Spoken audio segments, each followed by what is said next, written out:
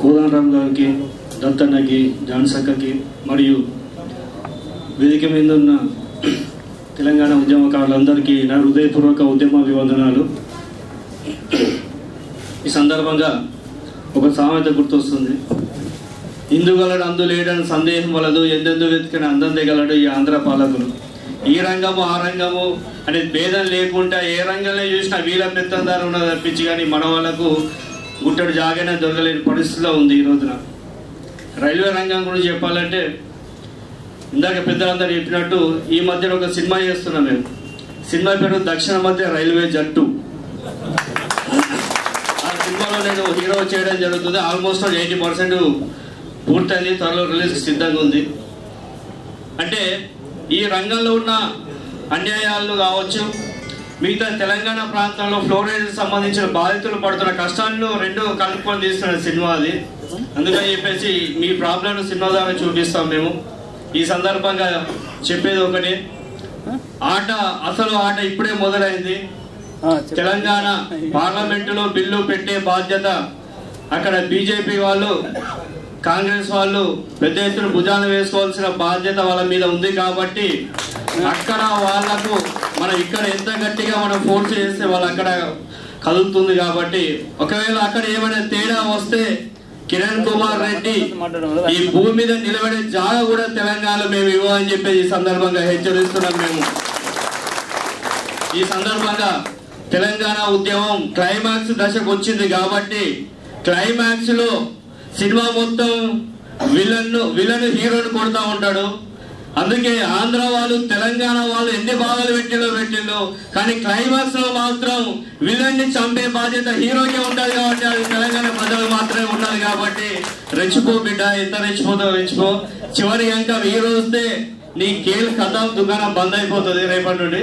అందుకని చెప్పేసి ఈ సందర్భంగా ఈ 4 సంవత్సరాల ఉద్యమంలో ఉడతాభక్తిగా పాలు పంచుకున్నందుకు నిజంగా నాకు చాలా ఆనందంగా ఉంది తెలంగాణ కోసం. ఎందుకంటే కెరీర్ ను పణంగా పెట్టి ఉద్యమంలో పాల్గొంటున్నప్పుడు ఒకటే అనిపించింది, ఒక 10-15 సంవత్సరాల తర్వాత మాకు పిల్లలకు పుట్టి అడుగుతున్న టైం లోపల తాత నువ్వు ఏం చేసావు తెలంగాణ రాష్ట్ర ఉద్యమం కోసము అంటే, ఆంధ్ర వాళ్ళు సినిమాలు ఇయ్యరేమో అని చెప్పేసి ఆంధ్ర వాళ్ళ దగ్గర కూర్చోని చెప్పడానికి ఇష్టపడక తెలంగాణ వాడిగా తెలంగాణ రాష్ట్రం కోసం ఒక్క క్షణమైన పోరాడితే చాలు అనుకోని చెప్పేసి తెలంగాణ ఉద్యమంలో పాల్పంచుకోవడం జరిగింది.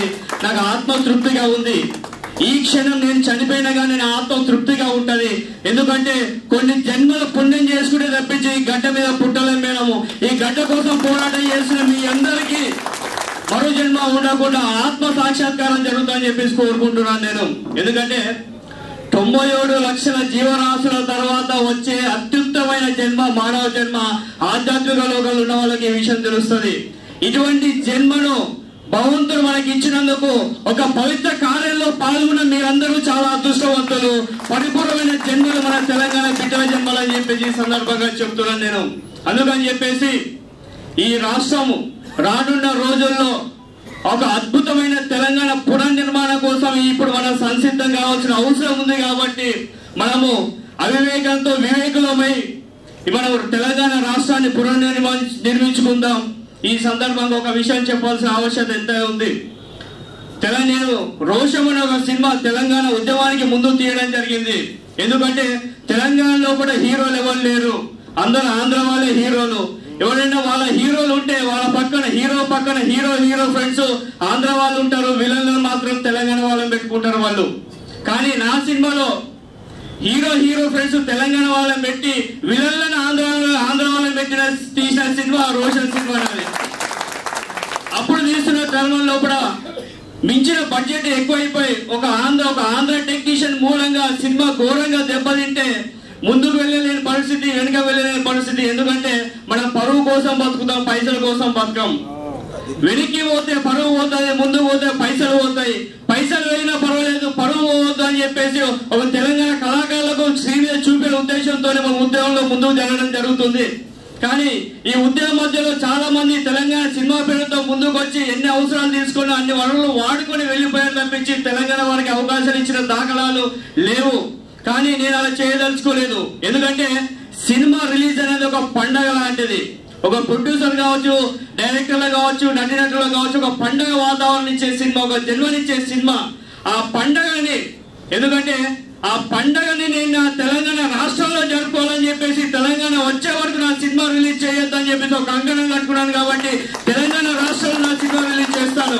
ఎందుకు ఈ మాట చెప్తున్నానంటే, శ్రీకాంతాచారి తెలంగాణ కోసం ఆత్మత్యాగం చేశాడు.